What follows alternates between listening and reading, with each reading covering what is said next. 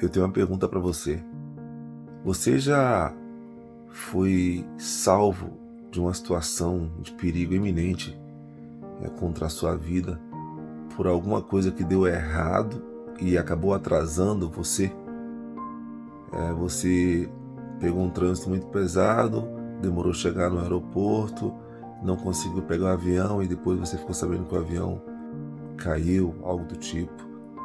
Você ia pegar uma avenida costumeira que você sempre pega, só que você teve que desviar o caminho e de repente aconteceu um acidente.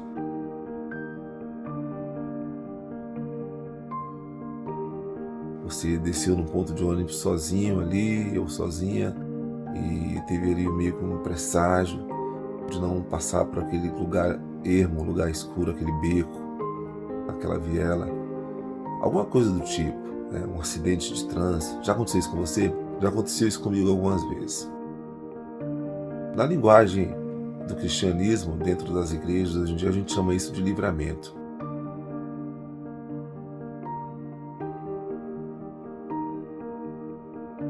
Eu estava aqui fazendo uma reflexão sobre uma história de dois irmãos. A Bíblia Sagrada conta a história de vários irmãos, mas conta a história em específico de dois irmãos que se tornaram dois povos, Esaú e Jacó. Esaú e Jacó eram filhos de um dos casais com a história de amor mais linda da Bíblia Sagrada, que é a história de Isaac e Rebeca. É uma história de amor muito bonita. Isaac, ele esperou Rebeca. Quando ele viu Rebeca pela primeira vez, ele já sabia que ela era a mulher da vida dele. Enfim, é uma história que daria um bom enredo assim, de um bom filme romântico. E os dois filhos, eles eram gêmeos. Quando Rebeca engravidou, ela engravidou de gêmeos e Deus, ele se manifestava ali para aquela família, falava ali com aquela família. Deus já havia falado ali para a família que haviam duas nações, dois povos representados ali por aquelas crianças. E havia um costume antigamente, nos tempos bíblicos, que os pais, eles proferiam bênçãos sobre a vida dos seus filhos. E as bênçãos que eles proferiam eram quase que profecias, aconteciam. Não só bênção, aconteceu também de um pai proferir maldição, por exemplo, no caso de Noé, que teve um incidente que o filho dele viu ele nu e acabou não ajudando, não protegendo ali a nudez do pai, que era uma coisa muito séria. E no caso Noé, ele proferiu maldição sobre a vida do filho. Mas no caso de Esaú e Jacó, desses dois irmãos gêmeos, eles, apesar de serem filhos de dois casais bem ajustados, apaixonados, que viveram ali até o fim de suas vidas juntos, infelizmente esses dois pais, eles erraram muito como pais, porque eles exerciam favoritismo. Por exemplo, a Rebeca, ela gostava mais, ela tinha um relacionamento mais amistoso com Jacó. Já Esaú, que era o filho mais velho assim, eles nasceram praticamente na mesma hora, mas Esaú, ele foi quem nasceu primeiro. E Jacó veio ali grudado, literalmente, ele veio com a mãozinha ali, agarrada ali, segurando o pezinho do seu irmão mais velho. E digamos ali que pela lógica da época, pelas leis da época, o primogênito era aquele que tinha direito de receber ali, ser abençoado pelo pai. Só que Deus, ele já havia alertado a família que ele iria abençoar o filho mais novo. E é uma coisa que a família já sabia e que os pais tinham que ter preparado o filho mais velho para compreender isso. Vou dar um exemplo para você. Se eu cresci em uma família de 6 irmãos, se os meus pais estivessem me preparando para viver um momento na vida adulta, ou estivessem preparando meu irmão para viver um outro momento que dentro de um cenário seria mais importante do que o meu momento, eu entenderia. De repente, sei lá, nossos pais poderiam estar preparando eu e meu irmão para ser um grande jurista, um diplomata, e desse ali toda a atenção para esse meu irmão. Eu simplesmente entenderia se os meus pais me preparassem para isso. E os pais de Jacó e Esaú, eles falharam nisso, eles não prepararam ali os seus filhos direito, e de uma maneira que começou uma grande rivalidade entre os dois irmãos. Então, os dois tinham habilidades específicas, um era mais doméstico, mais caseiro, o outro era mais do campo. Então, um era o que ficava mais em casa com a mãe, então, portanto, agradava mais a mãe, estava sempre ali, né, na aba da mãe, ajudando, de repente fazendo as coisas ali dentro de casa, doméstico mesmo, né? E o outro não, já era mais de campo, gostava de caçar, estava sempre junto com o pai. E a tendência é que o pai, que era quem proferia as bênçãos, ele desenvolvesse um relacionamento maior com aquele que estava mais com ele. E além do mais, além de que o que estava mais com ele era o mais velho, que tinha saído primeiro no nascimento. Então esse tinha direito ali a ser abençoado. Então eu falei um pouquinho sobre a história aqui com você, dei uma discorrida, mas eu quero chegar no fim, porque eu comecei esse vídeo perguntando para você se você já foi salvo de alguma situação. O que aconteceu nessa família foi que o tempo passou, as crianças cresceram, se tornaram homens, e chegou a época do pai abençoar. O pai já estava bem velhinho, inclusive já estava cego, né, pela força ali da velhice, e ele não conseguia identificar mais os filhos ali. E o pai já sabia quem ele ia ter que abençoar, que era o filho mais velho, só que Deus já tinha manifestado a vontade de abençoar o filho mais novo. E ambos já sabiam disso, todos já sabiam disso. E a mãe, como gostava do filho mais novo, e sabia que o pai estava cego, ela acabou armando um plano para que o filho mais novo fosse abençoado conforme era a vontade de Deus. Só que na verdade isso era meio que uma trapaça, porque o filho mais velho ele tinha esse direito. E aí existia uma condição para que Isaac proferisse as bênçãos ali na vida do filho mais velho. Isaac ele deu a condição de que o filho deveria caçar, fazer uma boa caça e preparar ali uma refeição, que era um guisado com essa caça. Então, enquanto o filho mais velho foi caçar, o filho mais novo ficava sempre em casa. A mãe armou ali, arquitetou e elaborou e executou esse plano com o filho mais novo.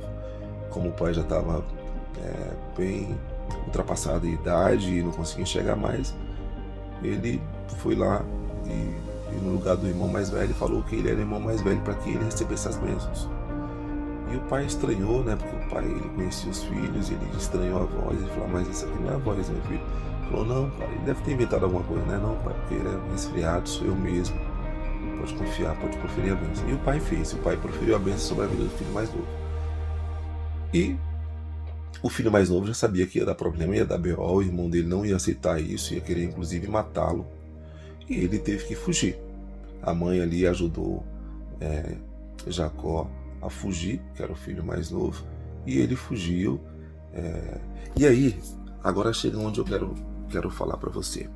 Eu sempre li a história de Jacó depois que ele fugiu da casa dele, como se ele fosse uma pessoa injustiçada, porque Jacó, depois que ele fugiu, ele acabou indo parar em um povoado, onde ele conheceu ali uma pessoa chamado Labão. Ele conheceu essa pessoa através da filha dele. Jacó encontrou essa menina, eu acho que ele estava, porque eu não discorri agora na história toda, de maneira que a filha dele levou ele pro pai dela para conhecer. E aí ele foi ficando, pediu trabalho ali, pediu abrigo, lhe deu trabalho, e ele fez um acordo com o dono ali daquele, que era Labão, né, com o dono ali daquele povoado, daquela terra. Eu vou trabalhar para você a troco de você deixar eu casar com a tua filha. E aí o pai concordou, precisava de mão de obra, né, as filhas estavam ali solteiras, na época era assim que era por esse intermédio aí que se casava, era sempre esse contato dos pais, né? Como se fosse uma troca ali. Inclusive minha mãe até contava algumas histórias para mim sobre isso. Então isso perdurou durante muitos anos ainda. E Jacó, ele trabalhou para Labão durante 7 anos. E Labão, ele meio que enganou Jacó, porque ele falou para Jacó que era para Jacó trabalhar 7 anos e ele iria dar uma filha, pela qual foi a menina que Jacó se apaixonou quando a viu pela primeira vez. Só que o que aconteceu é que ele enganou, ele deu a outra filha e armou todo um cenário, né? E, então, na lua de mel ali, Jacó acabou descobrindo que ele estava com a filha errada. E ele foi lá, né? Falou: poxa, você me enganou, você falou que ia me dar, né, a fulana de tal, e você me deu a cicrana. E ele ficou muito chateado ali. E aí Labão falou: não, você trabalha mais 7 anos que eu te dou a outra filha. Então ele teve que trabalhar ali mais 7 anos. Então, acabou que Jacó, lembrando que Jacó fugiu da sua casa porque enganou o irmão, e o irmão provavelmente queria matá-lo. Ele trabalhou durante todo esse tempo porque foi enganado pelo seu sogro, né? Que realmente veio a ser o seu sogro. Aí eu ficava me perguntando: pô, Labão sacaneou com Jacó, né, cara? O Jacó teve que trabalhar por mais 7 anos. Pô, imagina trabalhar por mais 7 anos. É uma vida 7 anos, né? Só que eu pensei, se Jacó, porque depois de um tempo Jacó trabalhou esse tanto de tempo, e Jacó ele pegou a filha e foi embora, ele foi viver a vida dele, né? Se Jacó tivesse trabalhado só 7 anos para Labão e tivesse saído ali, provavelmente ele encontraria o irmão dele ainda furioso, e o irmão dele iria tentar matá-lo.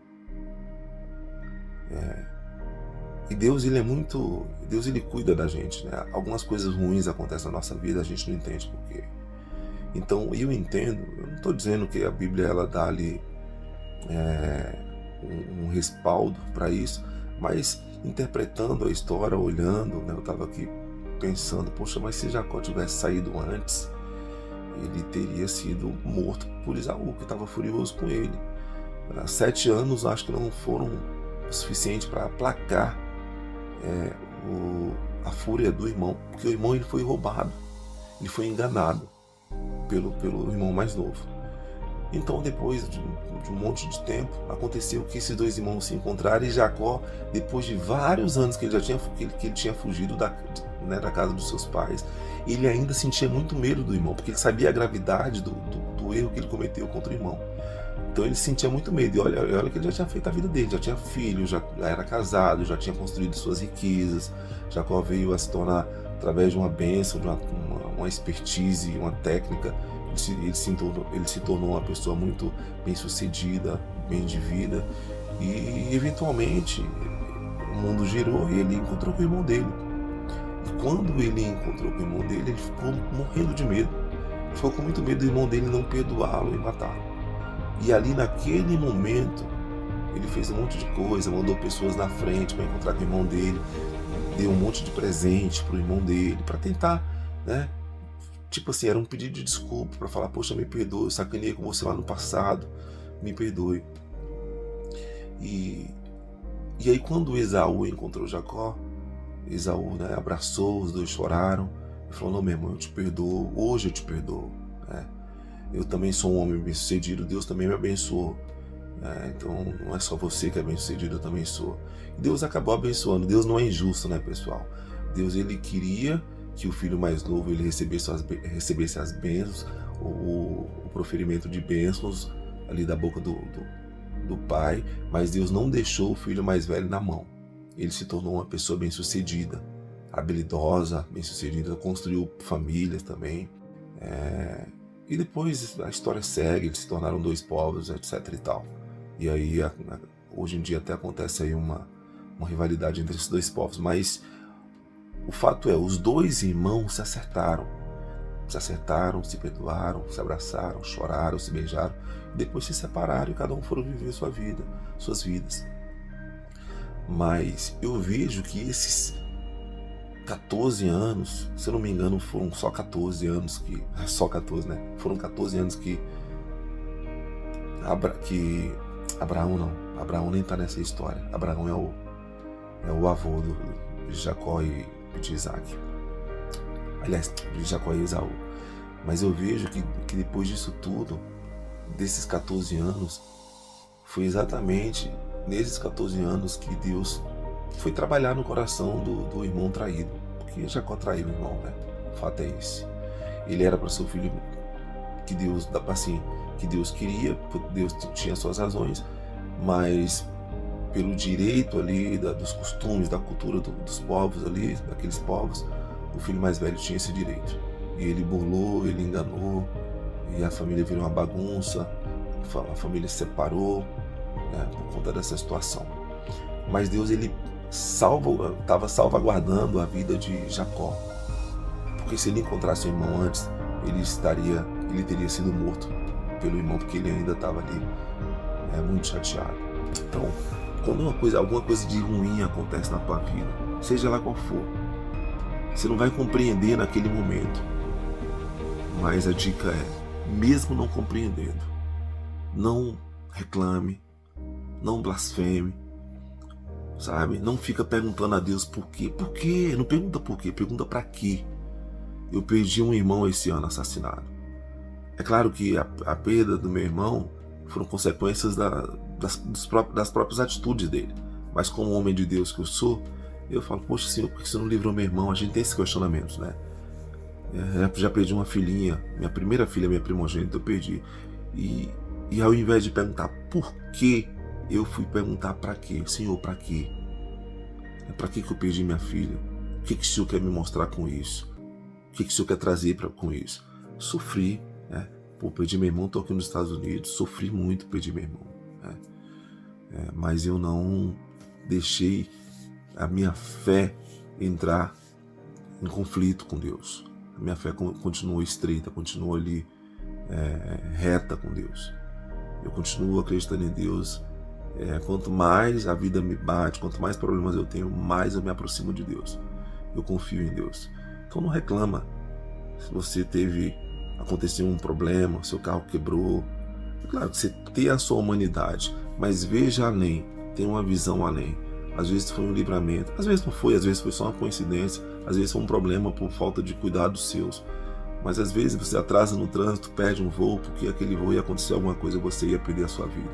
Então Deus, ele cuida de você até quando tudo dá errado. Então não reclama, agradeça por sua vida, seja grato sempre e tire um bom proveito de todas as coisas que tendem a dar errado na sua vida. Se alguma coisa deu errado, agradeça, porque Deus, ele age para livrar você, às vezes fazendo com que algumas coisas não saiam de acordo com o que você planejou, sua rotina, o seu desejo, mas para que você seja salvaguardado, para que você seja salvo, para que você seja protegido. Beleza? Deixa eu dormir, já são mais de 1h da manhã por aqui. Valeu, Deus abençoe.